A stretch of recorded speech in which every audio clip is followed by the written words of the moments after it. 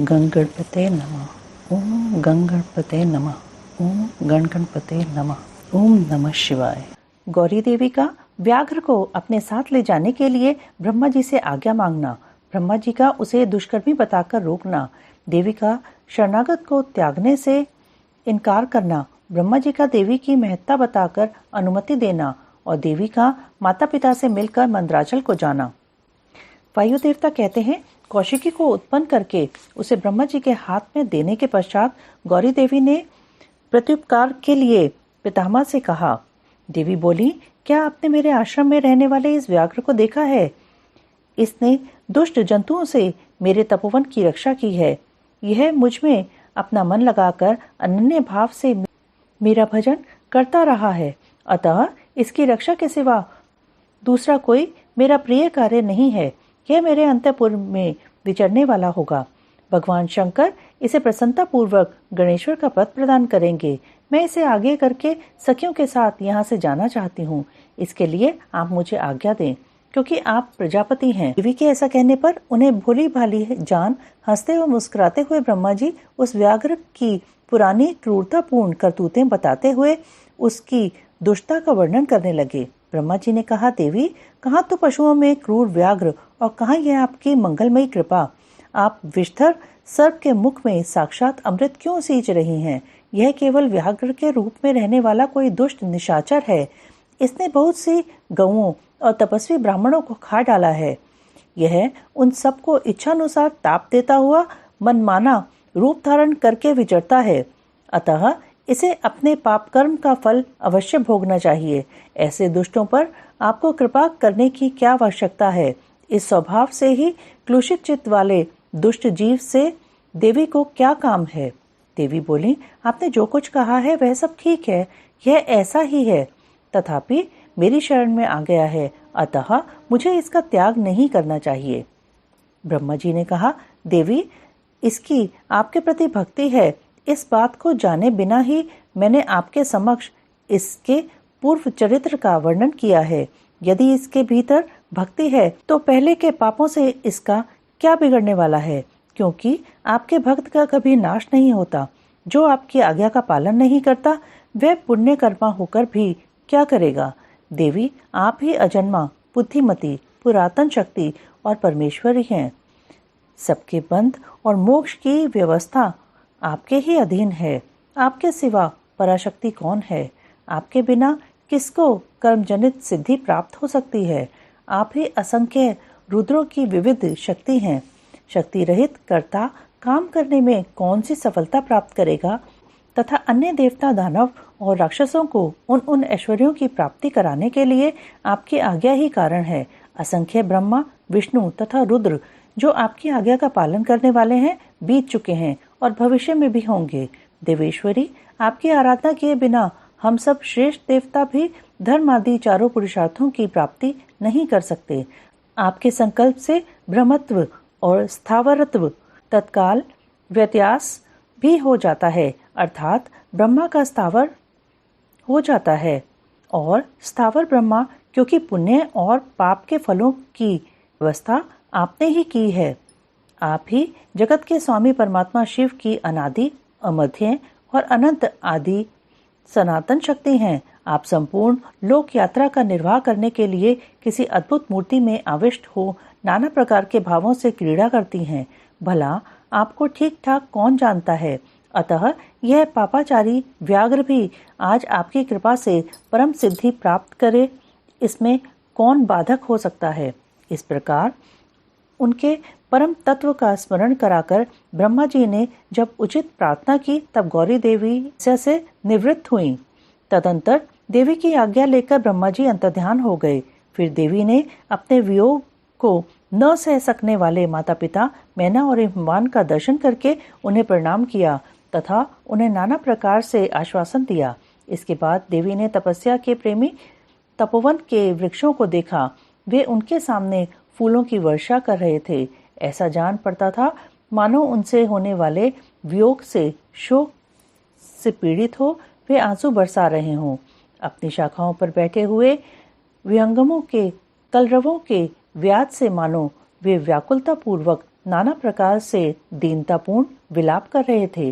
तदंतर पति के दर्शन के लिए उतावली हो उस व्याघ्र को औरस पुत्र की भांति स्नेह से आगे करके सखियों से बातचीत करती और देह की दिव्य प्रभा से दसों दिशाओं को उद्दीप्त करती हुई गौरी देवी मंदराचल को चली गईं, जहाँ संपूर्ण जगत के आधार, सृष्टा, पालक और संहारक पतिदेव महेश्वर विराजमान थे। मंदराचल पर गौरी देवी का स्वागत महादेव जी के द्वारा उनके और अपने उत्कृष्ट स्वरूप एवं अविच्छेद संबंध पर प्रकाश तथा देवी के साथ आए हुए व्याघ्र को उनका गणाध्यक्ष बनाकर अंतःपुर के द्वार पर सोम नंदी नाम से प्रतिष्ठित करना। ऋषियों ने पूछा, अपने शरीर को दिव्य गौरवर्ण से युक्त बनाकर गिरिराज कुमारी देवी पार्वती ने जब मंदराचल प्रदेश में प्रवेश किया तब वे अपने पति से किस प्रकार मिली। प्रवेश काल में उनके भवन द्वार पर रहने वाले गणेश्वरों ने क्या किया तथा महादेव जी ने भी उन्हें देखकर उस समय उनके साथ कैसा बर्ताव किया। वायु देवता ने कहा, जिस प्रेम गर्भित रस के द्वारा अनुरागी पुरुषों के मन का हरण हो जाता है, उस परम रस का ठीक ठीक वर्णन करना असंभव है। द्वारपाल बड़ी उतावली से राह देखते थे। उनके साथ ही महादेव जी भी देवी के आगमन के लिए उत्सुक थे। जब वे भवन में प्रवेश करने लगी तब शंकित हो उन प्रेम जनित भावों से वे उनकी ओर देखने लगे। देवी भी उनकी ओर उन्हीं भावों से देख रही थी। उस समय उस भवन में रहने वाले श्रेष्ठ पार्षदों ने देवी की वंदना की। फिर देवी ने विनय युक्त वाणी द्वारा भगवान त्रिलोचन को प्रणाम किया। वे प्रणाम करके अभी उठने भी नहीं पाई थी कि परमेश्वर ने उन्हें दोनों हाथों से पकड़कर बड़े आनंद के साथ हृदय से लगा लिया। फिर मुस्कुराते हुए वे एकटक नेत्रों से उनके मुख चंद्र की सुधा का पान सा करने लगे। फिर उनसे बातचीत करने के लिए उन्होंने पहले अपनी ओर से वार्ता आरंभ की।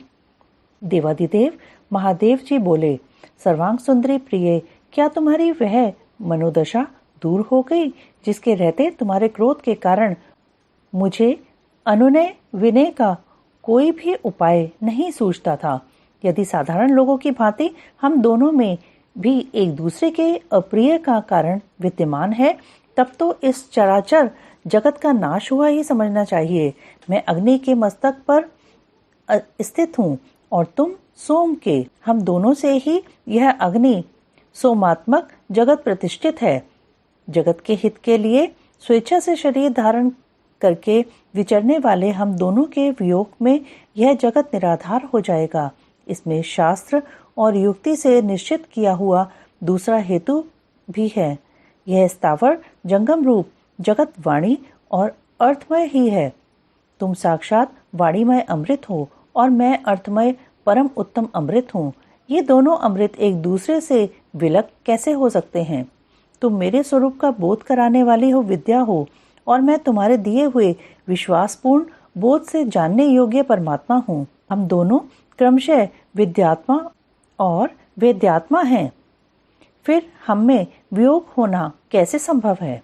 मैं अपने प्रयत्न से जगत की सृष्टि और संहार नहीं करता। एकमात्र आज्ञा से ही सबके सृष्टि और संहार उपलब्ध होते हैं।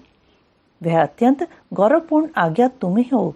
ऐश्वर्य का एकमात्र सार आज्ञा है, क्योंकि वही स्वतंत्रता का लक्षण है। आज्ञा से वियुक्त होने पर मेरा ऐश्वर्य कैसा होगा? हम लोगों का एक दूसरे से विलग होना रहना कभी संभव नहीं है। देवताओं के कार्य की सिद्धि के उद्देश्य से ही मैंने उस समय उस दिन लीला पूर्वक व्यंग्य वचन कहा था। तुम्हें भी तो यह बात अज्ञात नहीं थी, फिर तुम कुपित कैसे हो गईं? अतः यही कहना पड़ता है कि तुमने मुझ पर भी जो क्रोध किया था वह त्रिलोकी की रक्षा के लिए ही था, क्योंकि तुम में ऐसी कोई बात नहीं है जो जगत के प्राणियों का अनर्थ करने वाली हो। इस प्रकार प्रिय वचन बोलने वाले साक्षात परमेश्वर शिव के प्रति श्रृंगार रस के सारभूत भावों की प्राकृतिक जन्मभूमि देवी पार्वती अपने पति की कही हुई यह मनोहर बात सुनकर इसे सत्य जान मुस्कुराकर रह गईं। लज्जावश कोई उत्तर न दे सकीं।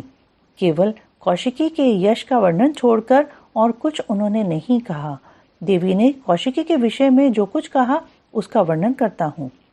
देवी बोली, भगवान, मैंने जिस कौशिकी की सृष्टि की है उसे क्या आपने नहीं देखा है? वैसी कन्या न तो इस लोक में हुई है और न होगी।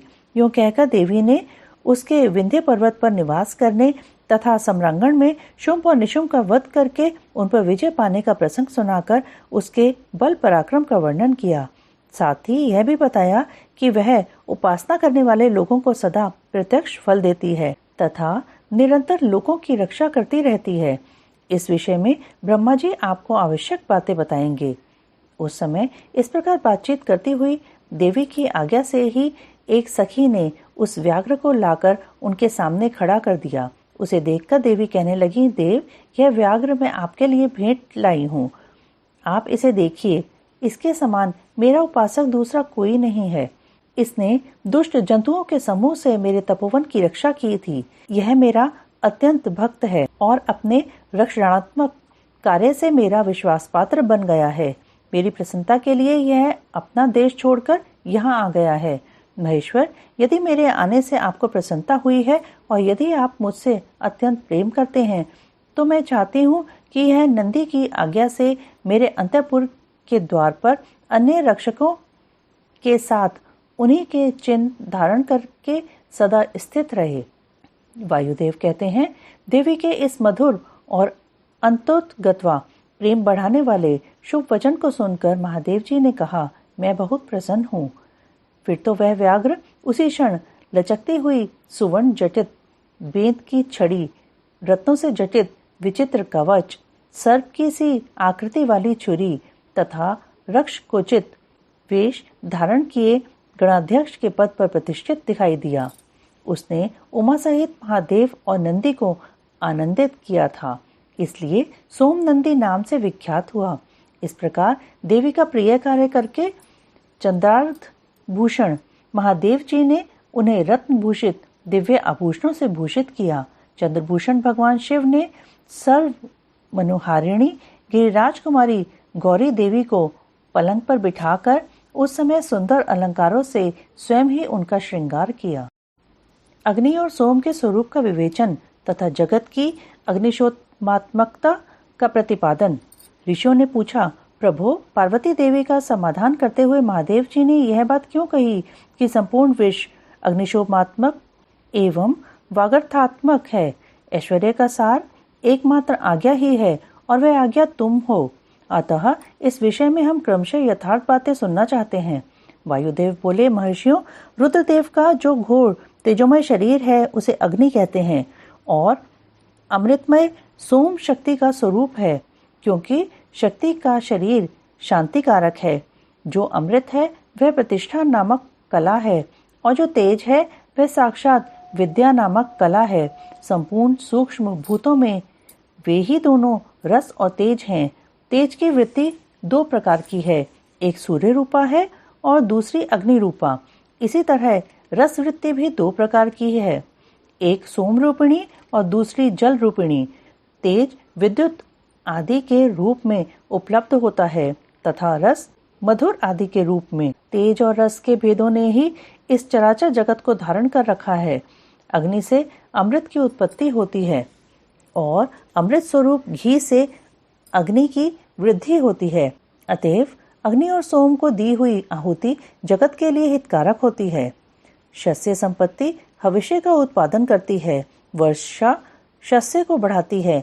इस प्रकार वर्षा से ही भविष्य का प्रादुर्भाव होता है, जिससे यह अग्निशोमात्मक जगत टिका हुआ है। अग्नि वहां तक ऊपर को प्रज्वलित होता है जहां तक सोम संबंधी परम अमृत विद्यमान है, और जहां तक अग्नि का स्थान है वहां तक सोम संबंधी अमृत नीचे को झरता है। इसीलिए कालाग्नि नीचे है और शक्ति ऊपर। जहां तक अग्नि है उसकी गति ऊपर की ओर है, और जो जल का आप्लावन है उसकी गति नीचे की ओर है।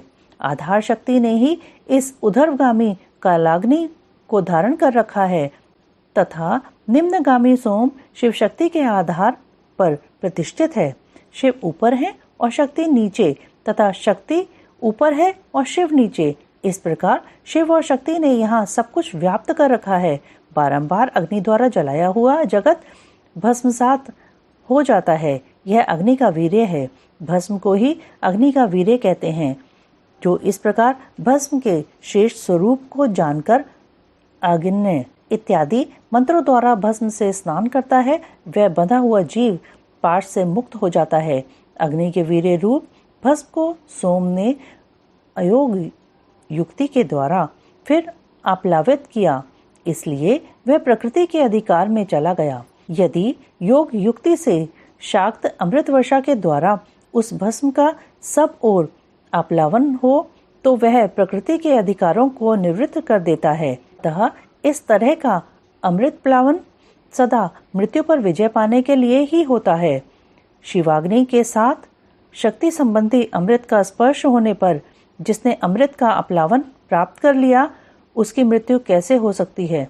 जो अग्नि के इस गुम स्वरूप को तथा पूर्वोक्त अमृत प्लावन को ठीक ठीक जानता है, वह अग्निशोत्मात्मक जगत को त्याग कर फिर यहाँ जन्म नहीं लेता। जो शिवाग्नि से शरीर को दग्ध करके शक्ति स्वरूप सोमामृत से योग मार्ग के द्वारा इसे आप्लावित करता है, वह अमृत स्वरूप हो जाता है। इसी अभिप्राय को हृदय में धारण करके महादेव जी ने इस संपूर्ण जगत को अग्निशोमात्मक कहा था। उनका वह कथन सर्वथा उचित है। जगत वाणी और अर्थरूप है, इसका प्रतिपादन वायु देवता कहते हैं, महर्षियों, अब यह बता रहा हूँ कि जगत की वागर्थात्मकता की सिद्धि कैसे की गई है। 6 अध्यायों का सम्यक ज्ञान मैं संक्षेप से ही करा रहा हूँ, विस्तार से नहीं। कोई भी ऐसा अर्थ नहीं है जो बिना शब्द का हो, और कोई भी ऐसा शब्द नहीं है जो बिना अर्थ का हो। अतः समयानुसार सभी शब्द संपूर्ण अर्थों के बोधक होते हैं। प्रकृति का यह परिणाम शब्द भावना और अर्थ भावना के भेद से 2 प्रकार का है। उसे परमात्मा शिव तथा पार्वती की प्राकृत मूर्ति कहते हैं। उनकी जो शब्दमयी विभूति है, उसे विद्वान 3 प्रकार की बताते हैं, स्थूला, सूक्ष्म और परा। स्थूला वह है जो कानों को प्रत्यक्ष सुनाई देती है, जो केवल चिंतन में आती है, वह सूक्ष्म कही गई है।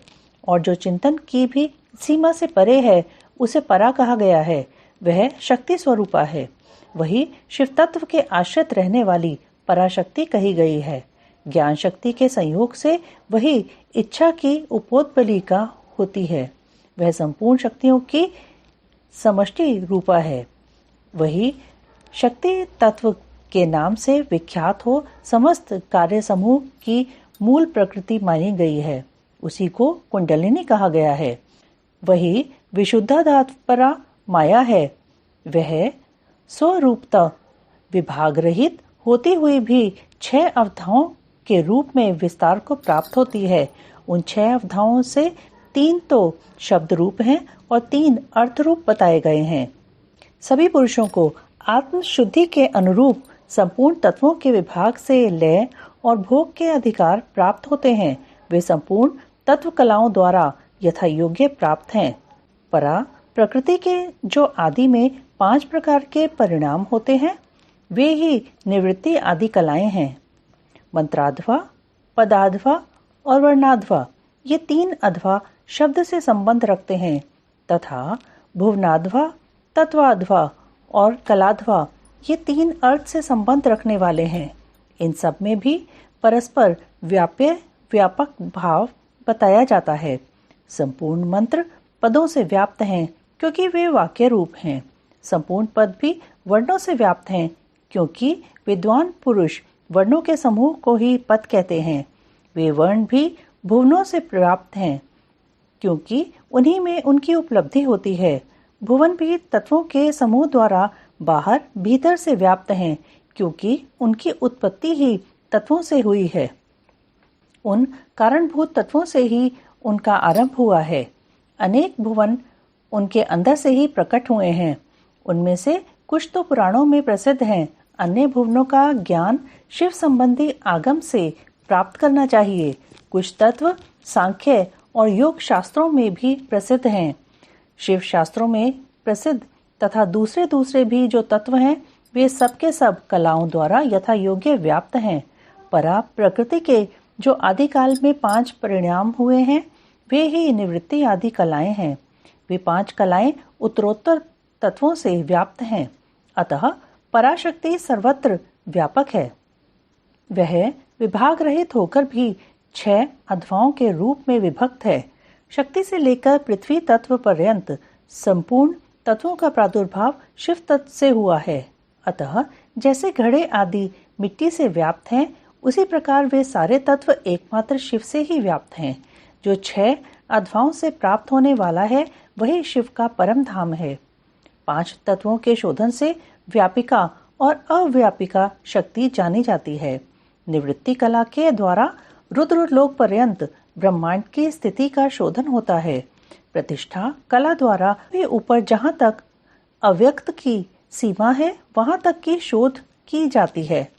मध्यवर्तिनी विद्या कला द्वारा उससे भी ऊपर विद्धेश्वर पर्यंत स्थान का शोधन होता है।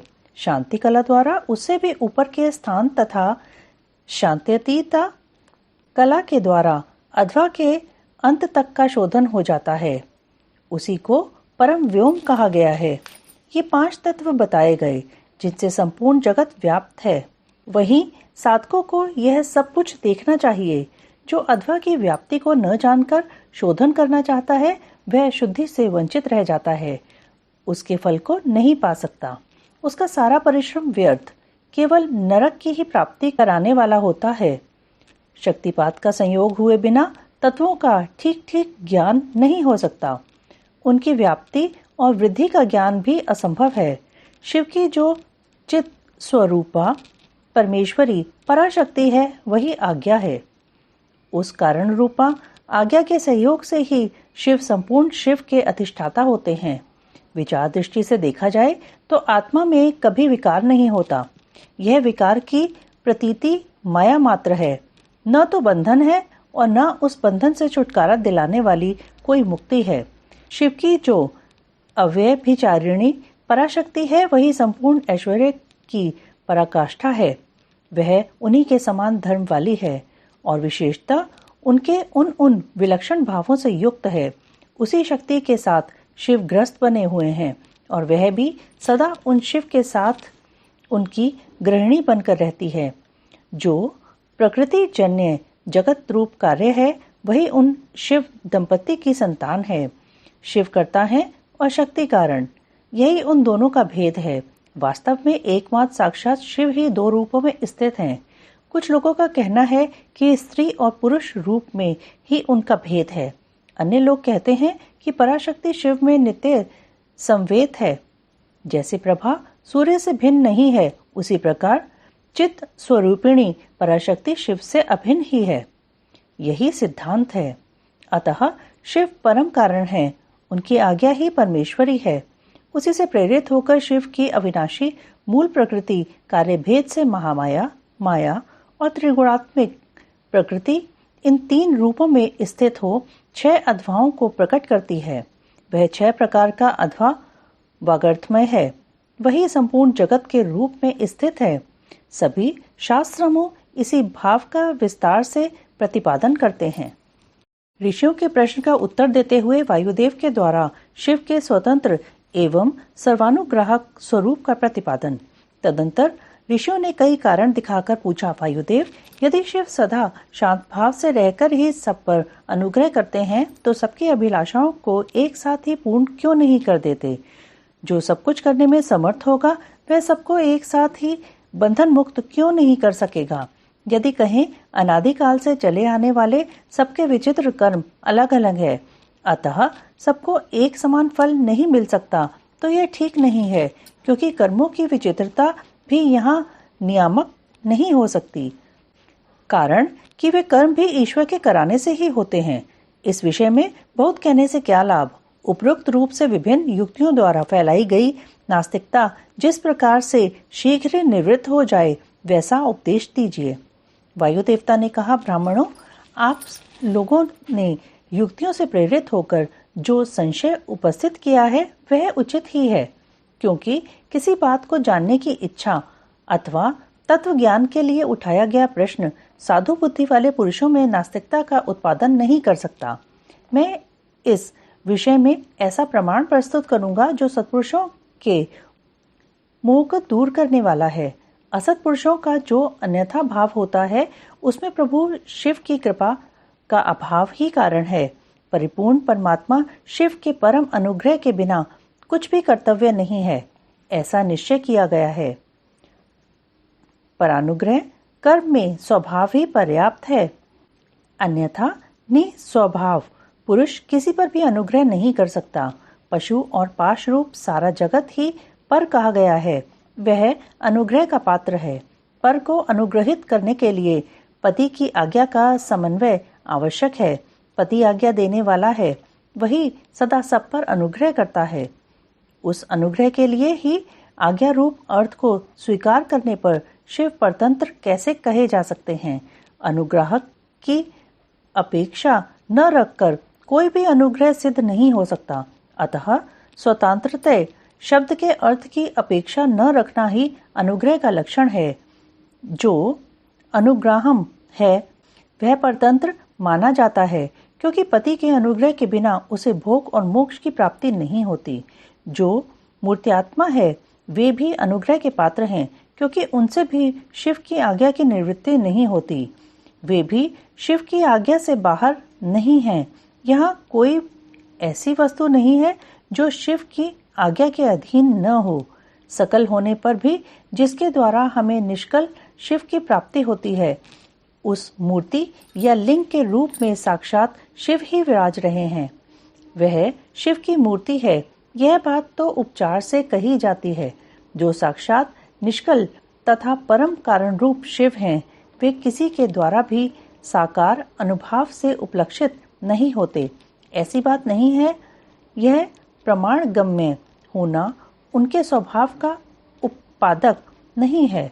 प्रमाण अथवा प्रतीक मात्र से अपेक्षा बुद्धि का उदय नहीं होता। वे परम तत्व के उपलक्षण मात्र हैं, इसके सिवा उनका और कोई अभिप्राय नहीं है। कोई न कोई मूर्ति ही आत्मा का साक्षात उपलक्षण होती है। शिव की मूर्ति है। इस कथन का अभिप्राय यह है कि उस मूर्ति के रूप में परमशिव विराजमान है। मूर्ति उनका उपलक्षण है। जैसे काष्ठ आदि आलंबन का आश्रय लिए बिना केवल अग्नि कहीं उपलब्ध नहीं होती, उसी प्रकार शिव भी मूर्त्यात्मा में आरूढ़ हुए बिना उपलब्ध नहीं होते। यही वस्तु स्थिति है। जैसे किसी से यह कहने पर कि तुम आग ले आओ, उसके द्वारा जलती हुई लकड़ी आदि के सिवा साक्षात अग्नि नहीं लाई जाती, उसी प्रकार शिव का पूजन भी मूर्ति रूप में ही हो सकता है, अन्यथा नहीं। इसलिए पूजा आदि में मूर्त्यात्मा की परिकल्पना होती है, क्योंकि मूर्त्यात्मा के प्रति जो कुछ किया जाता है वह साक्षात शिव के प्रति किया गया ही माना गया है। लिंग आदि में विशेषतः अर्चा विग्रह में जो पूजन कृत्य होता है वह भगवान शिव का ही पूजन है। उन मूर्तियों के रूप में शिव की भावना करके हम लोग शिव की ही उपासना करते हैं। जैसे परमेष्ठी शिव मूर्त्यात्मा पर अनुग्रह करते हैं, उसी प्रकार मूर्त्यात्मा में स्थित शिव हम पशुओं पर अनुग्रह करते हैं।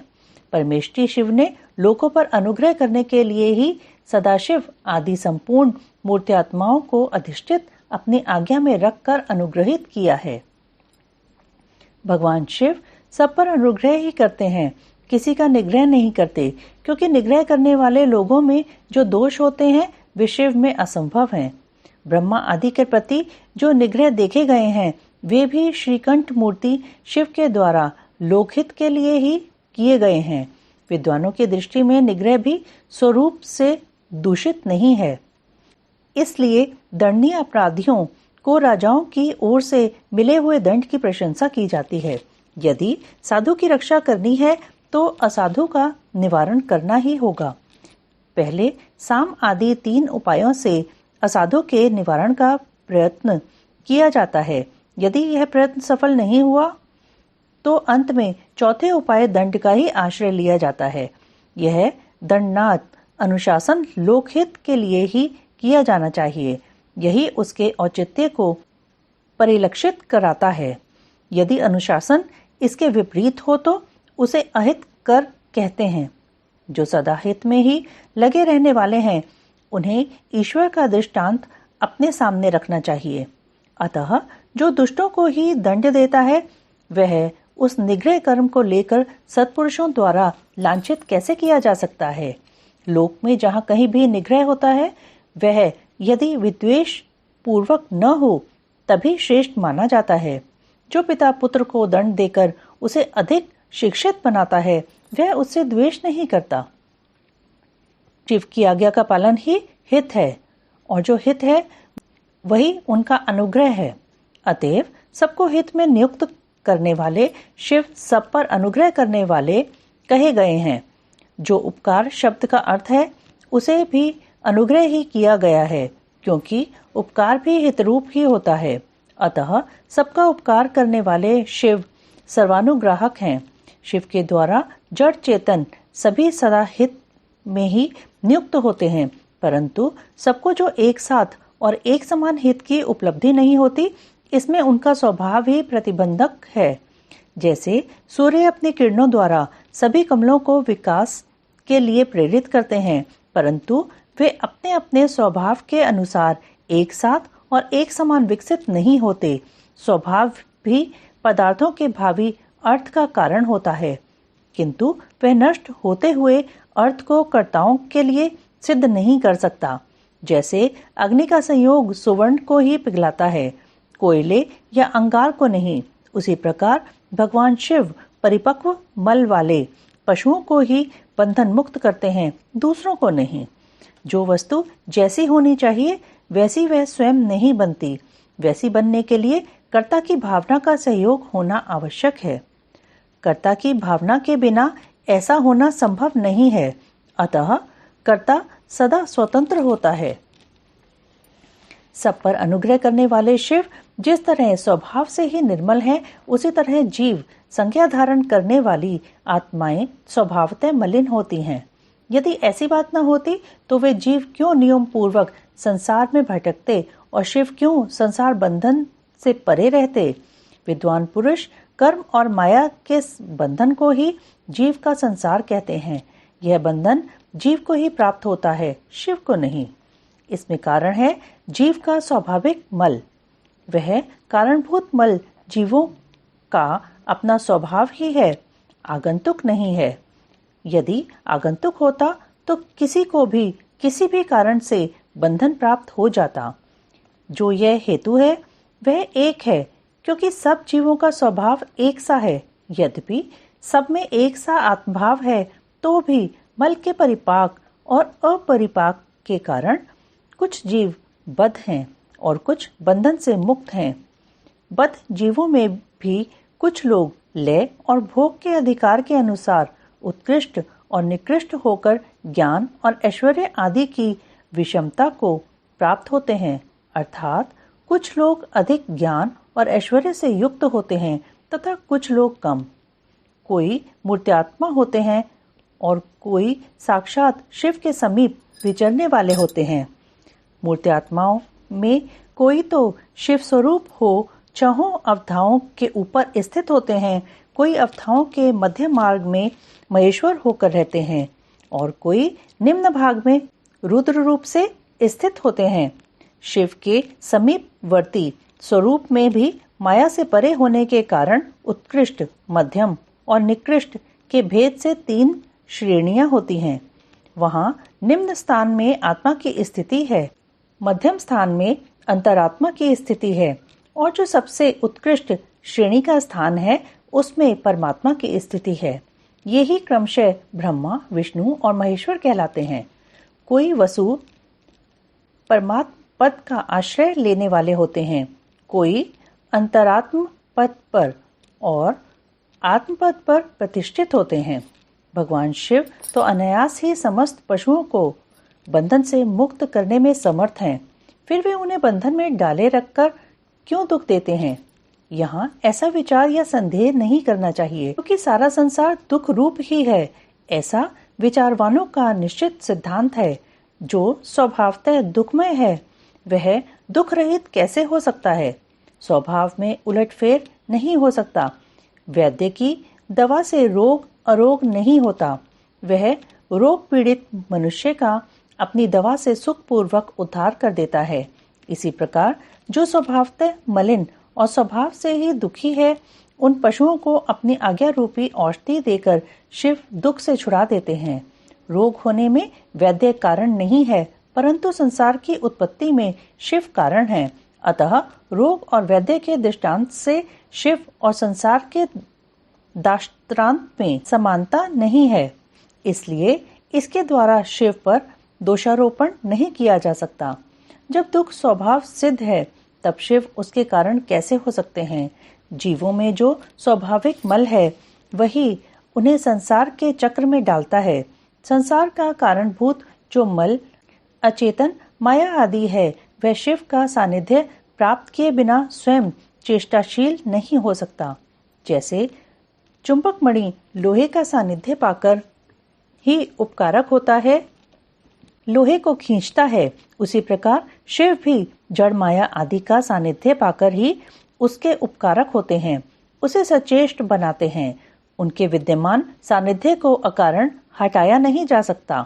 अतः जगत के लिए जो सदा अज्ञात है, वे शिव ही इसके अधिष्ठाता हैं। शिव के बिना यहाँ कोई भी प्रवृत्त नहीं होता।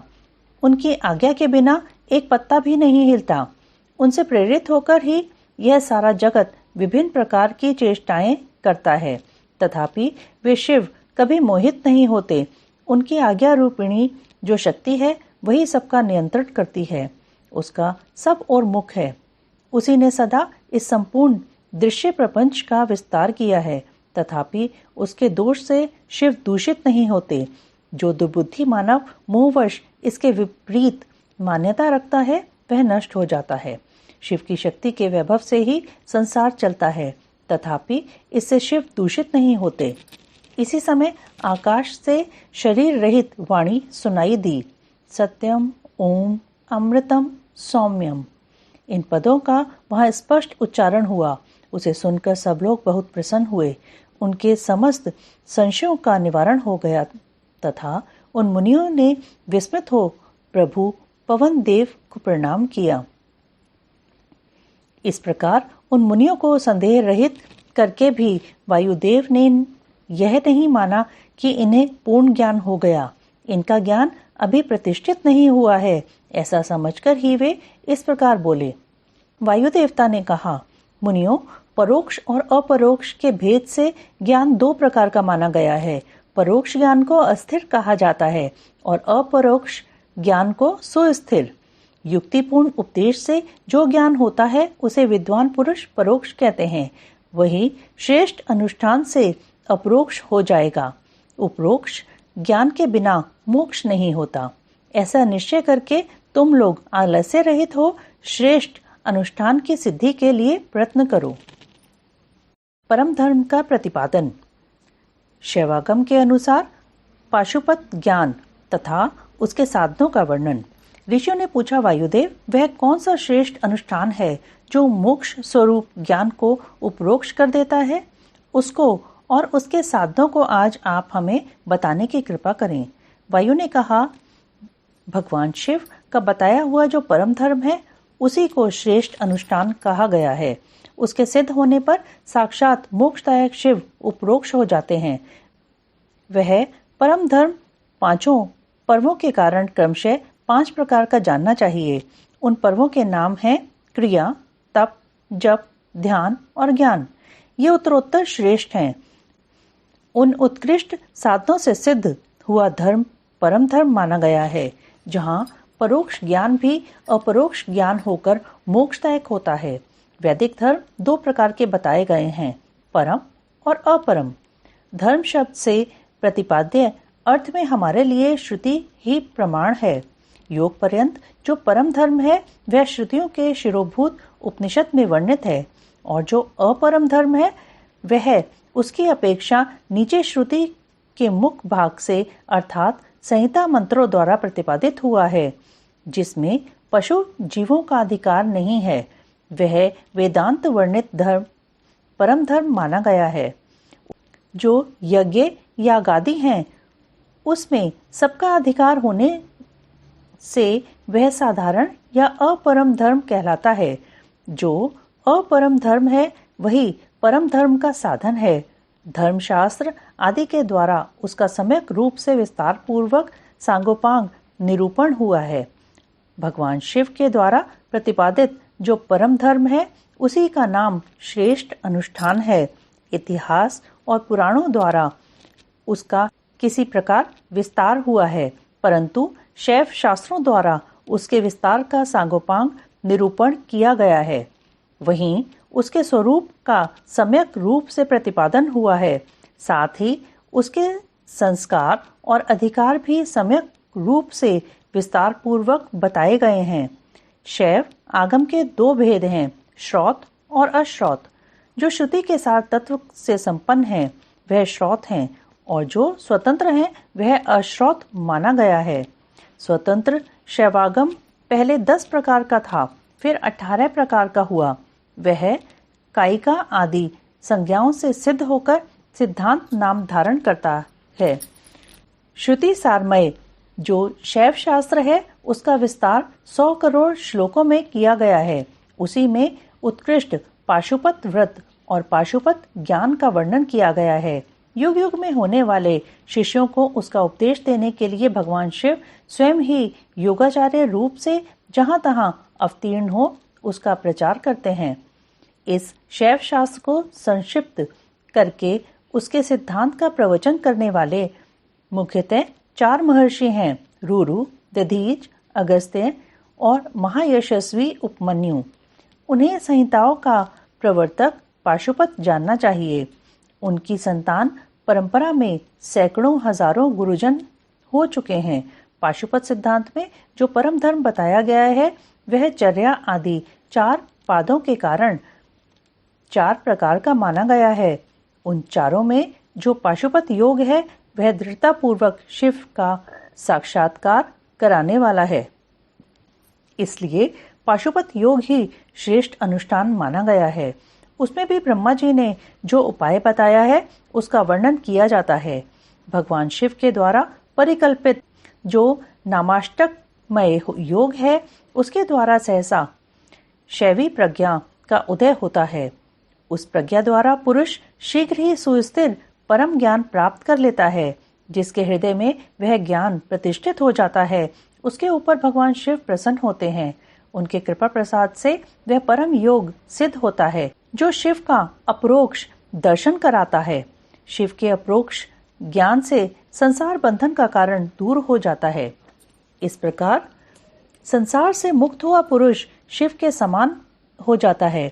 यह ब्रह्मा जी का बताया हुआ उपाय है। उसी का पृथक वर्णन करते हैं शिव, महेश्वर, रुद्र, विष्णु, पितामह, संसार वैद्य, सर्वज्ञ और परमात्मा। ये मुख्यतः 8 नाम हैं। ये 8 मुख्य नाम शिव के प्रतिपादक हैं। इनमें से आदि 5 नाम क्रमशः शांत्यतीता आदि 5 कलाओं से संबंध रखते हैं और उन 5 उपाधियों को ग्रहण करने से सदाशिव आदि के बोधक होते हैं। उपाधि के निवृत्ति होने पर इन भेदों की निवृत्ति हो जाती है। वह पद ही नित्य है, किंतु उस पद पर प्रतिष्ठित होने वाले अनित्य कहे गए हैं। पदों का परिवर्तन होने पर पद वाले पुरुष मुक्त हो जाते हैं। परिवर्तन के अनंतर पुनः दूसरे आत्माओं को उस पद की प्राप्ति बताई जाती है और उन्हीं के वे आदि 5 नाम नियत होते हैं। उपादान आदि योग से अन्य 3 नाम भी त्रिविध उपाधि का प्रतिपादन करते हुए शिव में ही अनुगत होते हैं।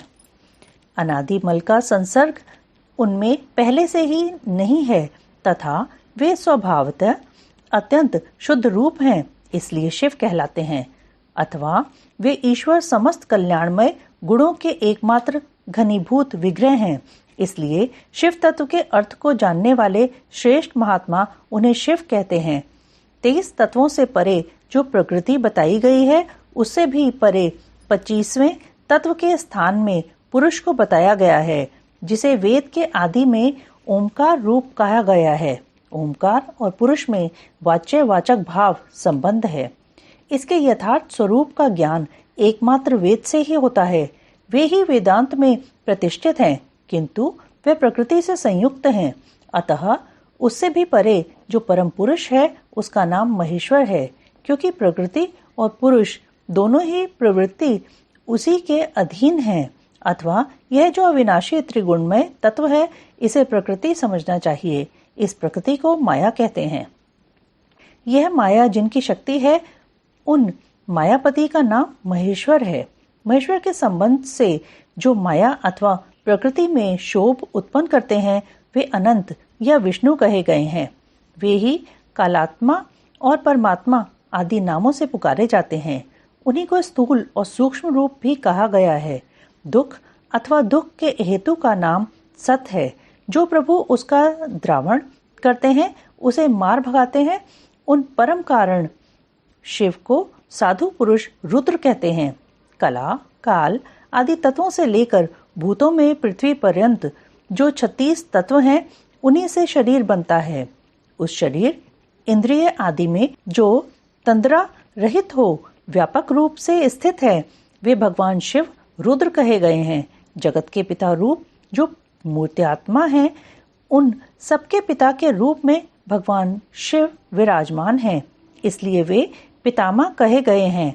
जैसे रोगों के निदान को जानने वाला वैद्य तदनुकूल उपायों और दवाओं से रोग को दूर कर देता है, उसी तरह ईश्वर ले योगाधिकार से सदा जड़ मूल सहित संसार रोग की निवृत्ति करते हैं। अतः संपूर्ण तत्वों के ज्ञाता विद्वान उन्हें संसार वैद्य कहते हैं। 10 विषयों के ज्ञान के लिए 10 इंद्रियों के होते हुए भी जीव तीनों कलाओं में होने वाले स्थूल सूक्ष्म पदार्थों को पूर्ण रूप से नहीं जानते, क्योंकि माया ने ही उन्हें मल से आवृत कर दिया है। परंतु भगवान सदाशिव संपूर्ण विषयों के ज्ञान के साधनभूत इंद्रियादिक के न होने पर भी जो वस्तु जिस रूप में स्थित है, उसे उसी रूप में ठीक ठीक जानते हैं। इसलिए वे सर्वज्ञ कहलाते हैं। जो इन सभी उत्तम गुणों से नित्य संयुक्त होने के कारण सबके आत्मा है, जिनके लिए अपने से अतिरिक्त किसी दूसरे आत्मा की सत्ता नहीं है, वे भगवान शिव स्वयं ही परमात्मा हैं। आचार्य की कृपा से इन 8 नामों का अर्थ सहित उपदेश पाकर शिव आदि 5 नामों द्वारा निवृत्ति आदि 5 कलाओं की ग्रंथि का क्रमशः छेदन और गुण के अनुसार शोधन करके गुणित उद्घात युक्त और अनिरुद्ध प्राणों द्वारा हृदय, कंठ, तालु, भूमध्य और ब्रह्मरंध्र से युक्त पुर्यष्टक का भेदन करके सुषुम्ना नाड़ी द्वारा अपने आत्मा को सहस्रार चक्र के भीतर ले जाए। उसका शुभ वर्ण है। वह तरुण सूर्य के सदृश रक्तवर्ण केसर के द्वारा रंजित और अधोमुख है। उसके 50 दलों में स्थित अ से लेकर छ तक सबिंदु अक्षर कर्णिका के बीच में गोलाकार चंद्रमंडल हैं। यह चंद्रमंडल छत्राकार में स्थित है। उसने एक उधरमुख 12 दल कमल को आवृत कर रखा है। उस कमल की कर्णिका में विद्युत सदृश अकथादि त्रिकोण यंत्र है। उस यंत्र के चारों ओर सुधा सागर होने के कारण वह मणिद्वीप के आकार का सा हो गया है। उस द्वीप के मध्य भाग में मणिपीठ है। उसके बीच में नाद बिंदु के ऊपर हंसपीठ है। उस पर परम शिव विराजमान है। उक्त चंद्रमंडल के ऊपर शिव के तेज में अपने आत्मा को संयुक्त करे। इस प्रकार जीव को शिव में लीन करके शाक्त अमृत वर्षा के द्वारा अपने शरीर के अपेक्षित होने की भावना करे। तत्पश्चात अमृतमय विग्रह वाले अपने आत्मा को ब्रह्मरंध्र से उतारकर हृदय में 12 दल के कमल के भीतर स्थित चंद्रमा से परे श्वेत कमल पर अर्धनारीश्वर रूप में विराजमान और मनोहर आकृति वाले निर्मल देव भक्तवत्सल महादेव शंकर का चिंतन करे। उनकी अंग कांति शुद्ध स्फटिक मणि के समान उज्जवल है। वे शीतल प्रभा से युक्त और प्रसन्न हैं। इस प्रकार मन ही मन ध्यान करके शांचित हुआ मनुष्य शिव के 8 नामों द्वारा ही भावमय पुष्पों से उनकी पूजा करे। पूजन के अंत में पुनः प्राणायाम करके चित्त को भली भांति एकाग्र रखते हुए शिव नामाष्टक का जप करे। फिर भावना द्वारा नाभि में 8 आहुतियों का हवन करके पूर्णाहुति एवं नमस्कार पूर्वक 8 फूल चढ़ाकर अंतिम अर्चना पूरी करके चुल्लू में लिए हुए जल की भांति अपने आप को शिव के चरणों में समर्पित कर दे। इस प्रकार करने से शीघ्र ही मंगलमय पाशुपत ज्ञान की प्राप्ति हो जाती है और साधक उस ज्ञान की सुस्थिरता पा लेता है। साथ ही वह परम उत्तम पाशुपत व्रत एवं परम योग को पाकर मुक्त हो जाता है, इसमें संशय नहीं है। पाशुपत व्रत की विधि और महिमा तथा भस्म धारण की महत्ता।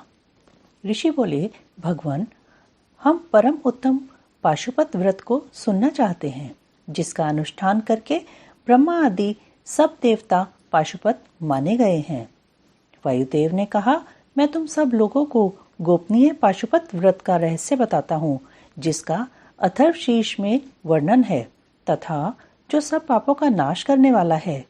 चित्रा से युक्त पौर्णमासी इसके लिए उत्तम काल है। शिव के द्वारा अनुग्रहित स्थान ही इसके लिए उत्तम देश है अथवा क्षेत्र, बगीचे आदि तथा वन प्रांत भी शुभ एवं प्रशस्त देश हैं। पहले त्रयोदशी को भली भांति स्नान करके नित्य कर्म संपन्न कर ले, फिर अपने आचार्य की आज्ञा लेकर उनका पूजन और नमस्कार करके व्रत के अंगरूप से देवताओं की विशेष पूजा करे। उपासक को स्वयं श्वेत वस्त्र, श्वेत यज्ञोपवीत, श्वेत पुष्प और श्वेत चंदन धारण करना चाहिए। वह कुश के आसन पर बैठकर हाथ में मुट्ठी भर कुश ले पूर्व या उत्तर की ओर मुंह करके 3 प्राणायाम करने के पश्चात भगवान शिव और देवी पार्वती का ध्यान करे। फिर यह संकल्प करे कि मैं शिव शास्त्र में बताई हुई विधि के अनुसार यह पाशुपत व्रत करूंगा। वह जब तक शरीर गिर न जाए तब तक के लिए अथवा 12, 6 या 3 वर्षों के लिए अथवा 12, 6, 3 या 1 महीने के लिए अथवा 12, 6, 3 या 1 दिन के इस व्रत की दीक्षा ले। संकल्प करके विरजा होम के लिए विधिवत अग्नि की स्थापना करके क्रमशः घी, समिधा और चरु से हवन करे। तत्पश्चात तत्वों की शुद्धि के उपदेश से फिर मूल मंत्र द्वारा उन समिधा आदि सामग्रियों की ही आहुतियां दे। उस समय वह बारंबार यह चिंतन करे कि मेरे शरीर में जो ये तत्व हैं सब शुद्ध हो जाएं।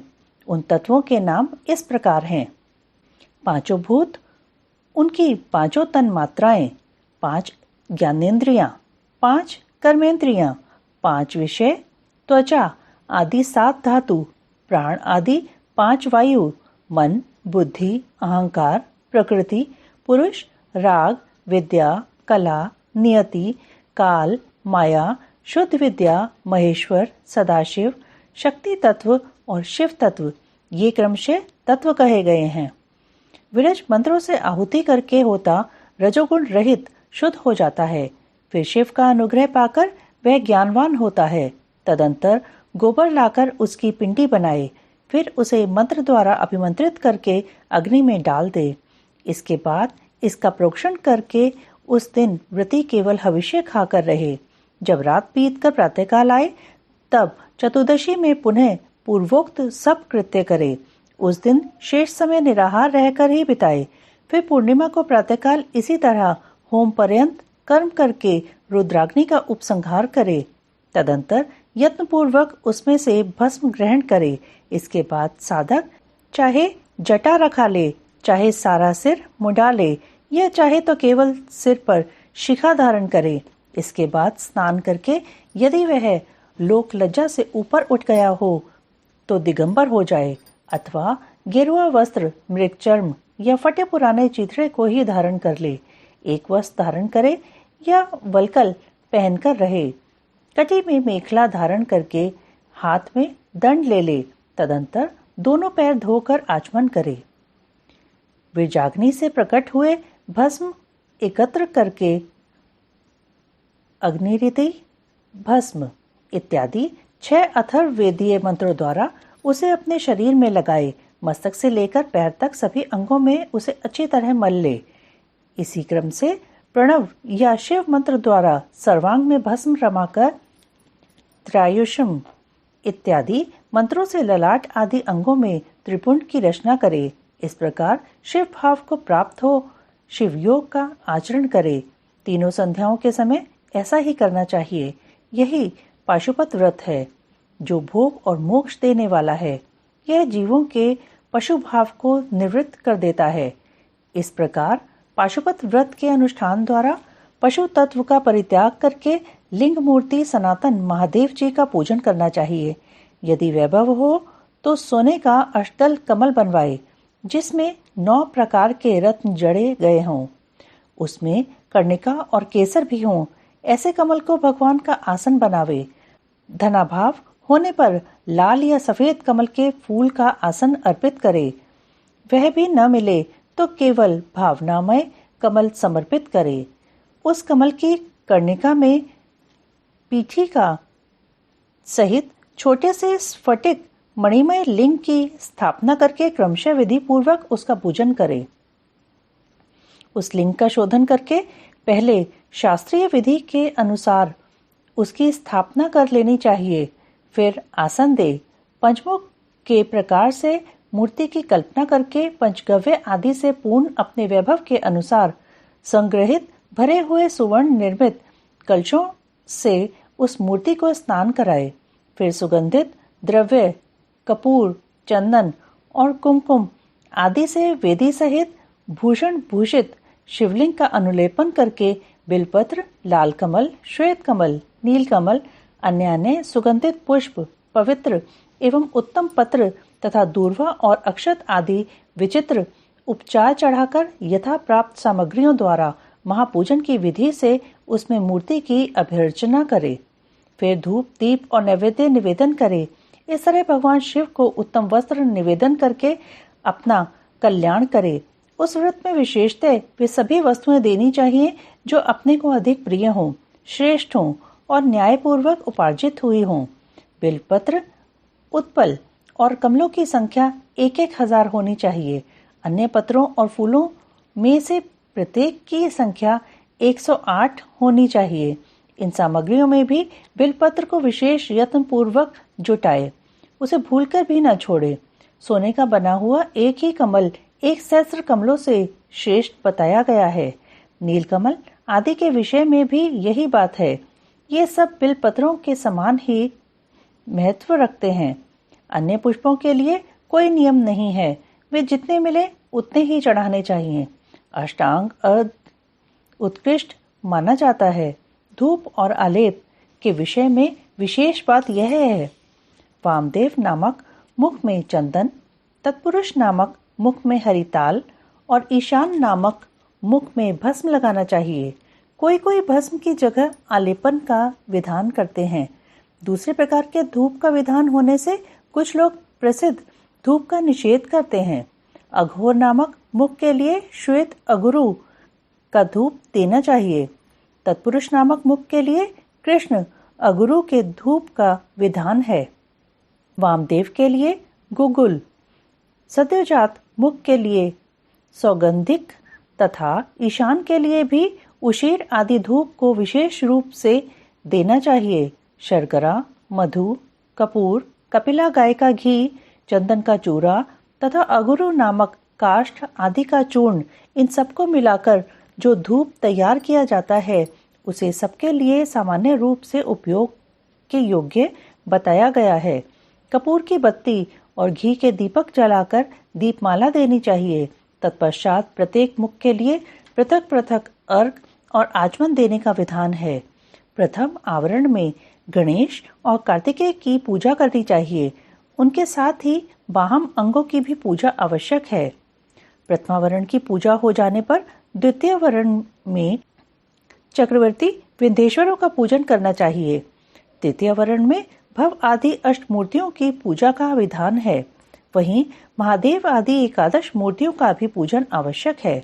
चौथे आवरण में सभी गणेश्वर पूजनीय हैं। पंचमावरण में कमल के बाहम भाग में क्रमशः 10 दिक्पालों, उनके अस्त्रों और अनुचरों की क्रमशः पूजा करनी चाहिए। वहीं ब्रह्मा के मानस पुत्रों की, समस्त ज्योतिर्गणों की, सब देवी देवताओं की, सभी आकाशचारियों की, पातालवासियों की, अखिल मुनीश्वरों की, योगियों की, सब यज्ञों की, 12 सूर्यों की, मातृकाओं की, गणों सहित क्षेत्रपालों की और इस समस्त चराचर जगत की पूजा करनी चाहिए। इन सबको शंकर जी की विभूति मानकर शिव की प्रसन्नता के लिए ही इनका पूजन करना उचित है। इस प्रकार आवरण पूजा के पश्चात परमेश्वर शिव का पूजन करके उन्हें भक्ति पूर्वक घृत और व्यंजन सहित मनोहर हविष्य निवेदन करना चाहिए। मुख शुद्धि के लिए आवश्यक उपकरणों सहित तांबूल देकर नाना प्रकार के फूलों से पुनः इष्ट देव का श्रृंगार करे, आरती उतारे, तत्पश्चात पूजन का विशेष कृत्य पूर्ण करे, प्याला तथा उपकारक सामग्रियों सहित शैया समर्पित करे, शैया पर चंद्रमा के समान चमकीला हार दे, राजोचित मनोहर वस्तुएं सब प्रकार से संचित करके दे, स्वयं पूजन करे, दूसरों से भी कराए तथा प्रत्येक पूजन में आहुति दे। इसके बाद स्तुति, प्रार्थना और जप करके पंचाक्षरी विद्या को जपे, परिक्रमा और प्रणाम करके अपने आप को समर्पित करे। तदंतर इष्ट देव के सामने ही गुरु और ब्राह्मण की पूजा करे। इसके बाद अर्घ और 8 फूल देकर पूजित लिंग या मूर्ति से देवता का विसर्जन करे। फिर अग्निदेव का भी विसर्जन करके पूजा समाप्त करे। मनुष्य को चाहिए कि प्रतिदिन इसी प्रकार पूर्वोक्त रूप से सेवा करे। पूजन के अंत में सुवर्णमय कमल तथा अन्य सब उपकरणों सहित उस शिवलिंग को गुरु के हाथ में दे दे अथवा शिवालय में स्थापित कर दे। गुरुओं, ब्राह्मणों तथा विशेषतः व्रतधारियों की पूजा करके सामर्थ्य हो तो भक्त ब्राह्मणों तथा दीनों और अनाथों को भी संतुष्ट करे। स्वयं उपवास में असमर्थ होने पर फल मूल खाकर या दूध पीकर रहे अथवा भिक्षान भोजी हो या एक समय भोजन करे। रात को प्रतिदिन परिमित भोजन करे और पवित्र भाव से भूमि पर ही सोए। भस्म पर, तृण पर अथवा चीर या मृग चर्म पर शयन करे। प्रतिदिन ब्रह्मचर्य का पालन करते हुए इस व्रत का अनुष्ठान करे। यदि शक्ति हो तो रविवार के दिन आद्रा नक्षत्र में दोनों पक्षों की पूर्णिमा और अमावस्या को, अष्टमी को तथा चतुर्दशी को उपवास करे। मन, वाणी और क्रिया द्वारा संपूर्ण व्रत से पाखंडी, पतित, रजस्वला स्त्री, सूतक में पड़े हुए लोग तथा अंत्यज आदि के संपर्क का त्याग करे। निरंतर क्षमा, दान, दया, सत्य भाषण और अहिंसा में तत्पर रहे। संतुष्ट और शांत रहकर जप और ध्यान में लगा रहे। तीनों काल स्नान करे, भस्म स्नान कर ले। मन, वाणी और क्रिया द्वारा विशेष पूजा किया करे। इस विषय में अधिक कहने से क्या लाभ। व्रतधारी पुरुष कभी अशुभ आचरण न करे। प्रमादवश यदि वैसा आचरण बन जाए तो उसके गुरु लाघव का विचार करके उसके दोष का निवारण करने के लिए पूजा, होम और जप आदि के द्वारा उचित प्रायश्चित करे। व्रत की समाप्ति पर्यंत भूलकर भी अशुभ आचरण न करे। संपत्ति हो तो उसके अनुसार गोदान, वृषोत्सर्ग और पूजन करे। भक्त पुरुष निष्काम भाव से शिव की प्रीति के लिए ही सब कुछ करे। यह संक्षेप से इस व्रत की सामान्य विधि कही गई है। प्रत्येक मास में जो विशेष कृत्य है उसे बताता हूँ। वैशाख मास में हीरे के बने हुए शिवलिंग का पूजन करना चाहिए। ज्येष्ठ मास में मरकत मणि में शिवलिंग की पूजा उचित है। शिवलिंग को पूजनीय समझे। श्रावण मास में नीलम का बना हुआ शिवलिंग पूजन के योग्य है। भाद्रपद मास में पूजन के लिए पद्मराग मणिमय शिवलिंग को उत्तम माना गया है। आश्विन मास में गोमेद मणि के बने हुए लिंग को उत्तम समझे। कार्तिक मास में मूंगे के और मार्गशीर्ष मास में वैदूर्य मणि लिंग की पूजा का विधान है। पौष मास में पुष्पराग मणि के तथा माघ मास में सूर्यकांत मणि के लिंग का पूजन करना चाहिए। फाल्गुन मास में चंद्रकांत मणि के और चैत्र में सूर्यकांत मणि के बने हुए लिंग के पूजन की विधि है। अथवा रत्नों के न मिलने पर सभी मासों में सुवर्णमय लिंग का ही पूजन करना चाहिए।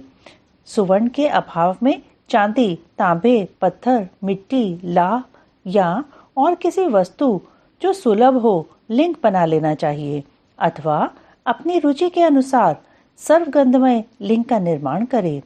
व्रत की समाप्ति के समय नित्यकर्म पूर्ण करके पूर्ववत विशेष पूजा और हवन करने के पश्चात आचार्य का तथा विशेषतः व्रती ब्राह्मण का पूजन करे।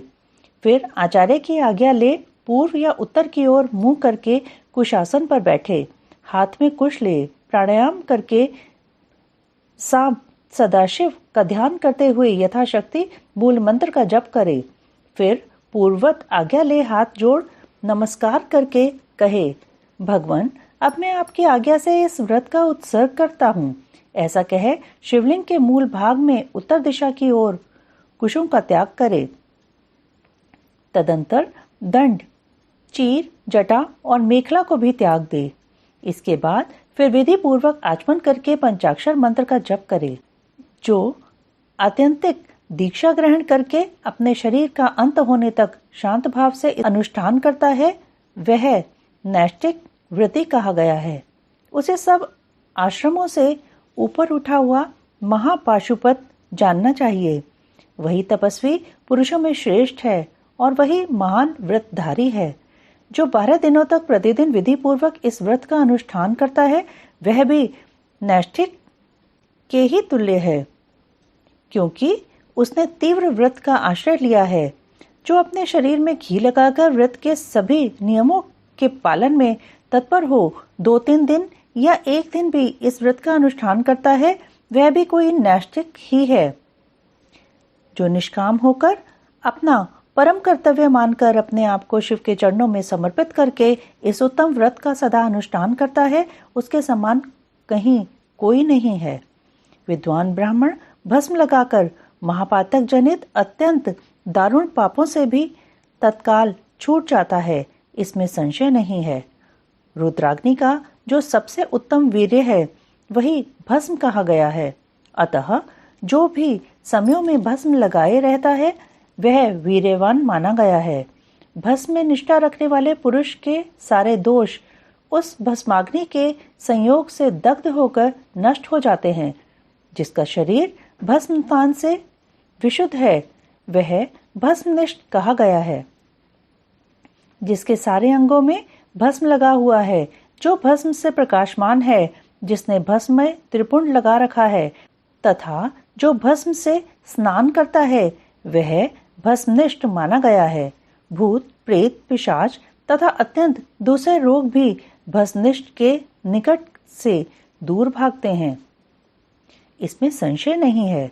वह शरीर को भासित करता है, इसलिए भसित कहा गया है तथा पापों का भक्षण करने के कारण उसका नाम भस्म है। भूति कारक होने से उसे भूति या विभूति भी कहते हैं। विभूति रक्षा करने वाली है, अतः उसका एक नाम रक्षा भी है। भस्म के महात्म्य को लेकर क्या कहा जाए? भस्म से स्नान करने वाला व्रती पुरुष साक्षात महेश्वर देव कहा गया है। यह परमेश्वर संबंधी भस्म शिव भक्तों के लिए बड़ा भारी अस्त्र है, क्योंकि उसने धौम्य मुनि के बड़े भाई उपमन्यु के तप में आई हुई आपत्तियों का निवारण किया था। इसलिए सर्वथा प्रयत्न करके पाशुपत व्रत का अनुष्ठान करने के पश्चात हवन संबंधी भस्म का धन के समान संग्रह करके सदा भस्म स्नान में तत्पर रहना चाहिए। बालक उपमन्यु को दूध के लिए दुखी देख माता का उसे शिव की आराधना के लिए प्रेरित करना तथा उपमन्यु की तीव्र तपस्या। ऋषियों ने पूछा, प्रभु, धौम्य के बड़े भाई उपमन्यु जब छोटे बालक थे तब उन्होंने दूध के लिए तपस्या की थी और भगवान शिव ने प्रसन्न होकर उन्हें क्षीर सागर प्रदान किया था, परंतु शैशवावस्था में उन्हें शिव शास्त्र के प्रवचन की शक्ति कैसे प्राप्त हुई अथवा वे कैसे शिव के सत्व रूप को जानकर तपस्या में निरत हुए? तपश्चरण के पर्व में उन्हें भस्म के विज्ञान की प्राप्ति कैसे हुई, जिससे जो रुद्राग्नि का उत्तम वीर्य है उस आत्मरक्षक भस्म को उन्होंने प्राप्त किया? वायुदेव ने कहा, महर्षियों, जिन्होंने वह तप किया था वे उपमन्यु कोई साधारण बालक नहीं थे, परम बुद्धिमान मुनिवर व्याघ्रपाद के पुत्र थे। उन्हें जन्मांतर में ही सिद्धि प्राप्त हो चुकी थी, परंतु किसी कारणवश वे अपने पद से च्युत हो गए, योग भ्रष्ट हो गए। अतः भाग्यवश जन्म लेकर वे मुनि कुमार हुए। एक समय की बात है, अपने मामा के आश्रम में उन्हें पीने के लिए बहुत थोड़ा दूध मिला। उनके मामा का बेटा अपनी इच्छा के अनुसार गरम गरम उत्तम दूध पीकर उनके सामने खड़ा था। मातुल पुत्र को इस अवस्था में देखकर व्याघ्रपाद कुमार उपमन्यु के मन में ईर्ष्या हुई और वे अपनी माँ के पास जाकर बड़े प्रेम से बोले, माता महाभागे तपस्विनी, मुझे अत्यंत स्वादिष्ट गरम गरम गाय का दूध दो, मैं थोड़ा सा नहीं पीऊंगा। बेटे की यह बात सुनकर व्याघ्रपाद की पत्नी तपस्विनी माता के मन में उस समय बड़ा दुख हुआ। उसने पुत्र को बड़े आदर के साथ छाती से लगा लिया और प्रेम पूर्वक लाड़ प्यार करके अपनी निर्धनता का स्मरण आने से वह दुखी हो विलाप करने लगी। महातेजस्वी बालक उपमन्यु बारंबार दूध को याद करके रोते हुए माता से कहने लगे, माँ दूध दो, दूध दो। बालक के उस हठ को जानकर उस तपस्विनी ब्राह्मण पत्नी ने उसके हठ के निवारण के लिए एक सुंदर उपाय किया। उसने स्वयं उच्च वृत्ति से कुछ बीजों का संग्रह किया था। उन बीजों को देखकर उसने तत्काल उठा लिया और पीसकर पानी में घोल दिया। फिर मीठी वाणी में बोली, आओ आओ मेरे लाल। यूं कहकर बालक को शांत करके हृदय से लगा लिया और दुख से पीड़ित हो उसने कृत्रिम दूध उसके हाथ में दे दिया। माता के दिए हुए उस बनावटी दूध को पीकर बालक अत्यंत व्याकुल हो उठा और बोला, माँ यह दूध नहीं है। तब वह बहुत दुखी हो गई और बेटे का मस्तक सूंघकर अपने दोनों हाथों से उसके कमल सदृश नेत्रों को पोंछती हुई बोली, बेटा, अपने पास सभी वस्तुओं का अभाव होने के कारण दरिद्रतावश मुझ अभागिनी ने पीसे हुए बीज को पानी में घोलकर यह तुम्हें मिथ्या दूध दिया था। तुम दूध नहीं दिया, ऐसा कहकर रोते हुए मुझे बारंबार दुखी करते हो, किंतु भगवान शिव की कृपा के बिना तुम्हारे लिए कहीं दूध नहीं है। भक्ति पूर्वक माता पार्वती और अनुचरों सहित भगवान शिव के चरणार विंदों में जो कुछ समर्पित किया गया हो वही संपूर्ण संपत्तियों का कारण होता है। महादेव जी ही धन देने वाले हैं। इस समय हम लोगों ने उनकी आराधना नहीं की है। वे भगवान ही सकाम पुरुषों को उनकी इच्छा के अनुसार फल देने वाले हैं। हम लोगों ने आज से पहले कभी भी धन की कामना से भगवान शिव की पूजा नहीं की है, इसलिए हम दरिद्र हो गए और यही कारण है कि तुम्हारे लिए दूध नहीं मिल रहा है। बेटा, पूर्व जन्म में भगवान शिव अथवा विष्णु के उद्देश्य से जो कुछ दिया जाता है वही वर्तमान जन्म में मिलता है, दूसरा कुछ नहीं। उपमन्यु बोले, माँ, यदि माता पार्वती सहित भगवान शिव विद्यमान हैं, तब आज से शोक करना व्यर्थ है। महाभागे, अब शोक छोड़ो, अब सब मंगलमय ही होगा। माँ, आज मेरी बात सुन लो। यदि कहीं महादेव जी हैं तो मैं देर से या जल्दी ही उनसे क्षीर सागर मांग लाऊंगा। वायु देवता कहते हैं, उस महाबुद्धिमान बालक की वह बात सुनकर उसकी मनस्विनी माता उस समय बहुत प्रसन्न हुई और यूं बोली। माता ने कहा, बेटा, तुमने बहुत अच्छा विचार किया है। तुम्हारा यह विचार मेरी प्रसन्नता को बढ़ाने वाला है। अब तुम देर न लगाओ, शाम सदाशिव का भजन करो। अन्य देवताओं को छोड़कर मन, वाणी और क्रिया द्वारा भक्ति भाव के साथ पार्षद गणों सहित उन्हीं शाम सदाशिव का भजन करो। नमः शिवाय। यह मंत्र उन देवादिदेव वरदायक शिव का साक्षात वाचक माना गया है। प्रणव सहित जो दूसरे 7 करोड़ महामंत्र हैं, वे सब इसी में लीन होते हैं और फिर इसी से प्रकट होते हैं। यह मंत्र दूसरे सभी मंत्रों से प्रबल है। यही सबकी रक्षा करने में समर्थ है। अतः दूसरे की इच्छा नहीं करनी चाहिए। इसलिए तुम दूसरे मंत्रों को त्याग कर केवल पंचाक्षर के जप में लग जाओ। इस मंत्र के जिह्वा पर आते ही यहाँ कुछ भी दुर्लभ नहीं रह जाता है। यह उत्तम भस्म जिसे मैंने तुम्हारे पिताजी से ही प्राप्त किया है, यह विरजा होम की अग्नि से सिद्ध हुआ है, अतः बड़ी से बड़ी आपत्तियों का निवारण करने वाला है। मैंने तुम्हें जो पंचाक्षर मंत्र बताया है उसको मेरी आज्ञा से ग्रहण करो, इसके जप से ही शीघ्र तुम्हारी रक्षा होगी। वायु देवता कहते हैं, इस प्रकार आज्ञा देकर और तुम्हारा कल्याण हो ऐसा कहकर माता ने पुत्र को विदा किया। मुनि उपमन्यु ने उस आज्ञा को शिरोधार्य करके ही उसके चरणों में प्रणाम किया और तपस्या के लिए जाने की तैयारी की। उस समय माता ने आशीर्वाद देते हुए कहा, सब देवता तुम्हारा मंगल करें। माता की आज्ञा पाकर उस बालक ने दुष्कर तपस्या आरंभ की।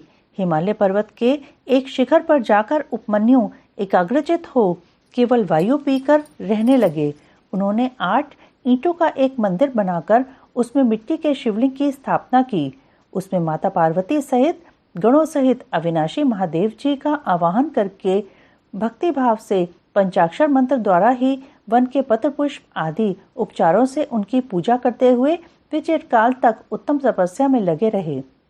उस एकाकी कृष्णकाय बालक द्विजवर उपमन्यु को शिव में मन लगाकर तपस्या करते देख मरीचि के शाप से पिशाच भाव को प्राप्त हुए कुछ मुनियों ने अपने राक्षस स्वभाव से सताना और उनके तप में विघ्न डालना आरंभ किया।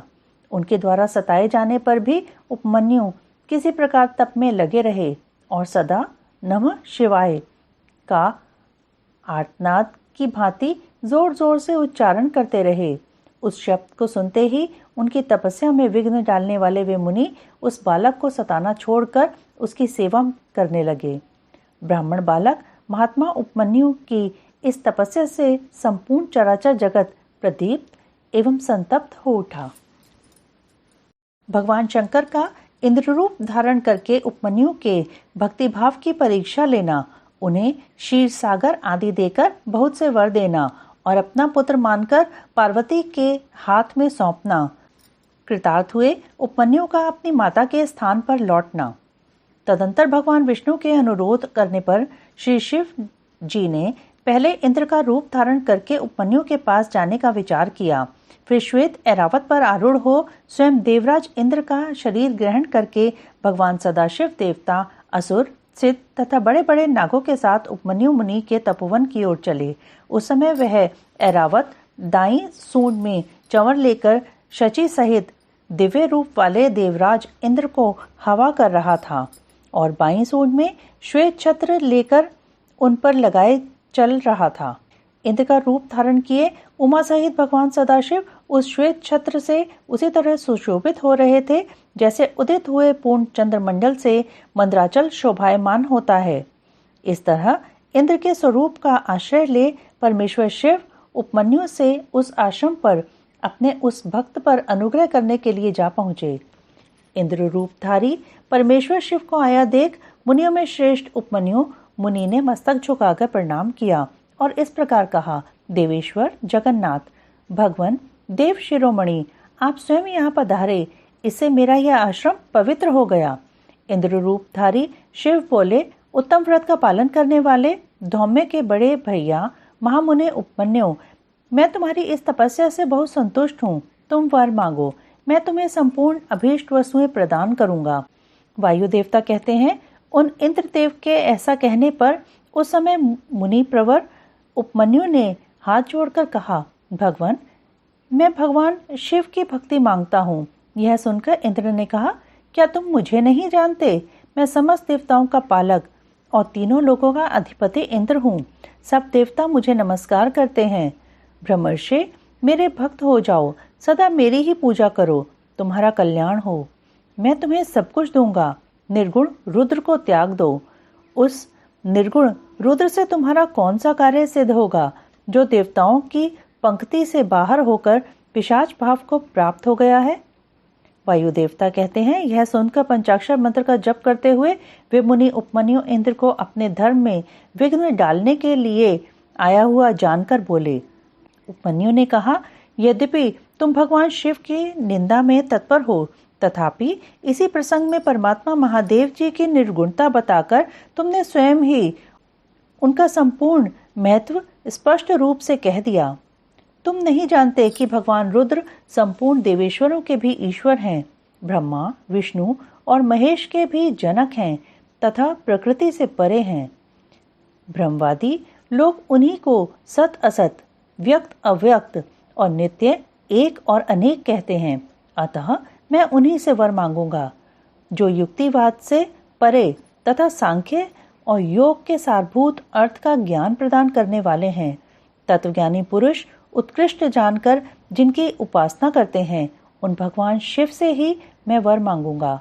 देवाधम, दूध के लिए जो मेरी इच्छा है वह यूं ही रह जाए, परंतु शिवास्त्र के द्वारा तुम्हारा वध करके मैं अपने इस शरीर को त्याग दूंगा। वायु देवता कहते हैं, ऐसा कहकर स्वयं मर जाने का निश्चय करके उपमन्यु दूध की भी इच्छा छोड़कर इंद्र का वध करने के लिए उद्यत हो गए। उस समय अघोर अस्त्र से अभिमंत्रित घोर भस्म को लेकर मुनि ने इंद्र के उद्देश्य से छोड़ दिया और बड़े जोर से सिंहनाद किया। फिर शंभु के युगल चरणार विंदों का चिंतन करते हुए वे अपनी देह को दग्ध करने के लिए उद्यत हो गए और आग्नेयी धारणा धारण करके स्थित हुए। ब्राह्मण उपमन्यु जब इस प्रकार स्थित हुए, तब भग देवता के नेत्र का नाश करने वाले भगवान शिव ने योगी उपमन्यु की उस धारणा को अपनी सौम्य दृष्टि से रोक दिया। उनके छोड़े हुए उस अघोरास्त्र को नंदीश्वर की आज्ञा से शिव वल्लभ नंदी ने बीच में ही पकड़ लिया। तत्पश्चात परमेश्वर भगवान शिव ने अपने बालेंदु शेखर रूप को धारण कर लिया और ब्राह्मण उपमन्यु को उसे दिखाया। इतना ही नहीं, उस प्रभु ने उस मुनि को सहस्रों क्षीर सागर, सुधा सागर, दधि आदि के सागर, घृत के समुद्र, फल संबंधी रस के समुद्र तथा भक्ष्य भोज्य पदार्थों के समुद्र का दर्शन कराया और पुओं का पहाड़ खड़ा करके दिखा दिया। इसी तरह देवी पार्वती के साथ महादेव जी वहां वृषभ पर आरूढ़ दिखाई दिए। वे अपने गणाध्यक्षों तथा त्रिशूल आदि दिव्यास्त्रों से घिरे हुए थे। देवलोक में दुदुम्बियां बजने लगीं, आकाश से फूलों की वर्षा होने लगी तथा विष्णु, ब्रह्मा और इंद्र आदि देवताओं से 10 दिशाएं आच्छादित हो गईं। उस समय उपमन्यु आनंद सागर की लहरों से घिरे हुए थे। वे भक्ति विनम्र चित्त से पृथ्वी पर दंड की भांति पड़ गए। इसी समय वहां मुस्कुराते हुए भगवान शिव ने यहाँ आओ कहकर उन्हें बुलाया और उनका मस्तक सूंघकर अनेक वर दिए। शिव बोले, वत्स, तुम अपने भाई बंधुओं के साथ सदा इच्छानुसार भक्ष्य भोज्य पदार्थों का उपभोग करो। दुख से छूटकर सर्वदा सुखी रहो। तुम्हारे हृदय में मेरे प्रति भक्ति सदा बनी रहे। महाभाग उपमन्यु, ये पार्वती देवी तुम्हारी माता हैं। अपना पुत्र बना लिया और तुम्हारे लिए क्षीर सागर प्रदान किया। केवल दूध का ही नहीं, मधु, दही, अन्न, घी, भात तथा फल आदि के रस का भी समुद्र तुम्हें दे दिया। ये पुओं के पहाड़, भक्ष्य भोज्य पदार्थों के सागर मैंने तुम्हें समर्पित किए। महामुने, ये सब ग्रहण करो। आज से मैं महादेव तुम्हारा पिता हूँ और जगदम्बा उमा तुम्हारी माता है। मैंने तुम्हें अमृतत्व तथा गणपति का सनातन पद प्रदान किया। अब तुम्हारे मन में जो दूसरी अभिलाषाएं हो, उन सबको तुम बड़ी प्रसन्नता के साथ वर के रूप में मांगो। मैं संतुष्ट हूँ, इसलिए वह सब दूंगा। इस विषय में कोई अन्यथा विचार नहीं करना चाहिए। वायुदेव कहते हैं, ऐसा कहकर महादेव जी ने उन्हें दोनों हाथों से पकड़कर हृदय से लगा लिया और मस्तक सूंघकर यह कहते हुए देवी की गोद में दे दिया कि यह तुम्हारा पुत्र है। देवी ने कार्तिकेय की भांति प्रेम पूर्वक उनके मस्तक पर अपना करकमल रखा और उन्हें अविनाशी कुमार पद प्रदान किया। क्षीर सागर ने भी साकार रूप धारण करके उनके हाथ में अनश्वर पिंडीभूत स्वादिष्ट दूध समर्पित किया। तत्पश्चात पार्वती देवी ने संतुष्ट हो उन्हें योग जनित ऐश्वर्य, सदा संतोष, अविनाशिनी ब्रह्म विद्या और उत्तम समृद्धि प्रदान की। तदंतर उनके तपोमय तेज को देखकर प्रसन्नचित हुए शंभु ने उपमन्यु मुनि को पुनः दिव्य वरदान दिया। पाशुपत व्रत, पाशुपत ज्ञान, तात्विक व्रत योग तथा चिरकाल तक उसके प्रवचन की परम पटुता उन्हें प्रदान की। भगवान शिव और शिवा से दिव्य वर तथा नित्य कुमारत्व पाकर वे प्रमुदित हो उठे। इसके बाद प्रसन्नचित हो प्रणाम करके हाथ जोड़ ब्राह्मण उपमन्यु ने देव महेश्वर से यह वर मांगा। उपमन्यु बोले, देव देवेश्वर प्रसन्न होइए, परमेश्वर प्रसन्न होइए और मुझे अपनी परम दिव्य अव्यभिचारिणी भक्ति दीजिए। महादेव, मेरे जो अपने सगे संबंधी हैं उनमें मेरी सदा श्रद्धा बनी रहने का वर दीजिए।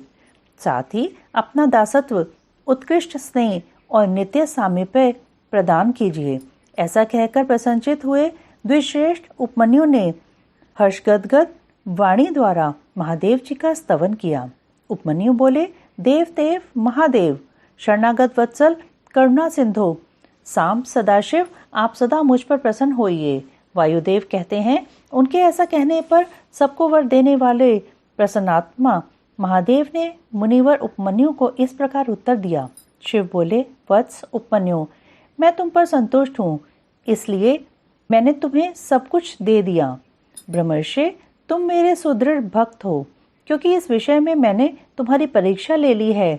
तुम अजर अमर, दुख रहित, यशस्वी, तेजस्वी और दिव्य ज्ञान से संपन्न हो। द्विश्रेष्ठ, तुम्हारे बंधु बांधव, कुल तथा गोत्र सदा अक्षय रहेंगे। मेरे प्रति तुम्हारी भक्ति सदा बनी रहेगी। विप्रवर, मैं तुम्हारे आश्रम में नित्य निवास करूंगा। तुम मेरे पास सानंत विचरोगे। ऐसा कहकर उपमन्यु को अभीष्ट वर दे करोड़ों सूर्यों के समान तेजस्वी भगवान महेश्वर वहीं अंतर्ध्यान हो गए। उन श्रेष्ठ परमेश्वर से उत्तम वर पाकर उपमन्यु का हृदय प्रसन्नता से खिल उठा। उन्हें बहुत सुख मिला और वे अपनी जन्मदायिनी माता के स्थान पर चले गए। वायव्य संहिता का पूर्व खंड संपूर्ण। ओम नमः शिवाय, ओम नमः शिवाय, ओम नमः शिवाय।